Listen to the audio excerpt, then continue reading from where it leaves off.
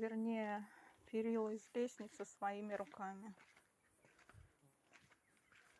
Лестница валялась бесхозная, а у меня перила разрушилась, и все, оно там валяется. Вот своими руками сделала.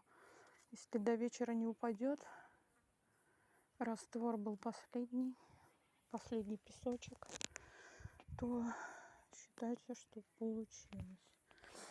Сейчас оно все засохнет. Вообще, конечно, еще кирпичиками надо будет заложить, чтобы смотрелось более эстетично. Ну и потом можно будет поштукатурить. Вот как это перила заштукатуренная. Это надо будет заделать. Ну, лестница, она получается как основа идет. Ну вот как-то так вот и живем.